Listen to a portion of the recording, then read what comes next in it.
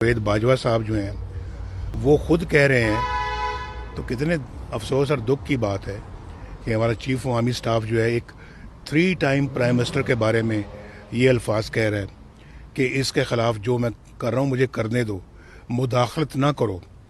और उसके DGISI ने जनरल फैज़ जो है, फैज़ हमीद, उन्होंने ये बात कही उस जज को, जस्टिस शौकत अजीज़ सिद्दीकी को, जिन्होंने जाके पिंडी बार में कहा जी कि मैं ओथ पे ये कह रहा हूँ, और ओथ यानी कि अल्लाह ताला के नाम की ओथ ली जाती है, ओथ पे कह रहा हूँ, हल्फ पे कह रहा हूँ कि उन्होंने आके DGISI ने मुझे कहा कि नवाज शरीफ को और मरियम को आपने रिहाई नहीं देनी, और वरना हमारी 2 साल की मेहनत ज़ाय हो जाएगी। 2 साल से लगे हुए थे मुझे गिराने के लिए, मुझे हटाने के लिए, मुझे सज़ा दिलवाने के लिए, मेरे ख़िलाफ़ केसेस बनाने के लिए। और वो कर्नल पकड़ा गया रंगे हाथों वहाँ जस्टिस जज बशीर,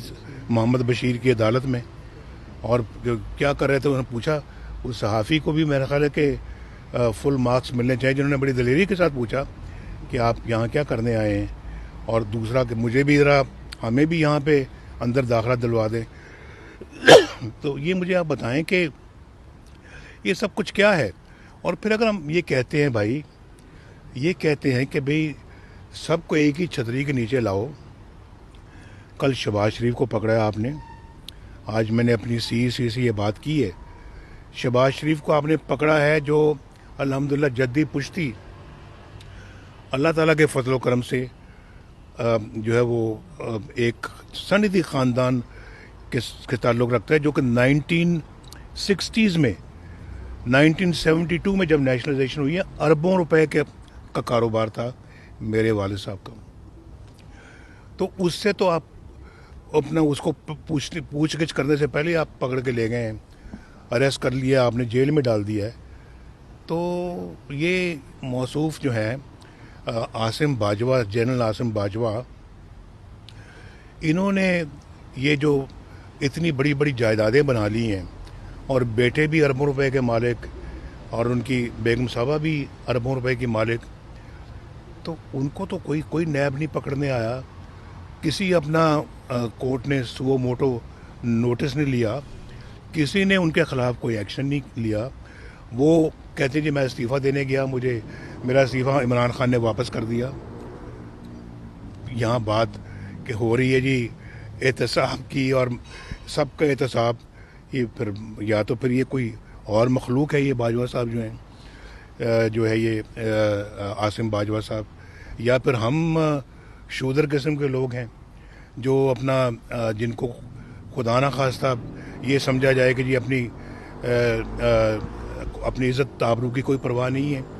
और जब चाहे इनको हथकड़ियाँ लगा दो, और वो एक स्पेशल क्लास का आदमी है कि कोई उसको हाथ नहीं डाल सकता। हमने जो बात की है ये बिल्कुल भाई कानून कायदे की बात की है, इंसाफ की बात की है। इसमें हर कौन सा मैंने कोई अल्फाज ऐसे कहे हैं। ये बात अगर हम नहीं कहेंगे तो पाकिस्तान को फिर हम दबो देंगे, अपने मुल्क को लाकानूनियत में और नाइंसाफ़ियों में, और क्या उसको गर्क कर देंगे हम अपना इन लोगों के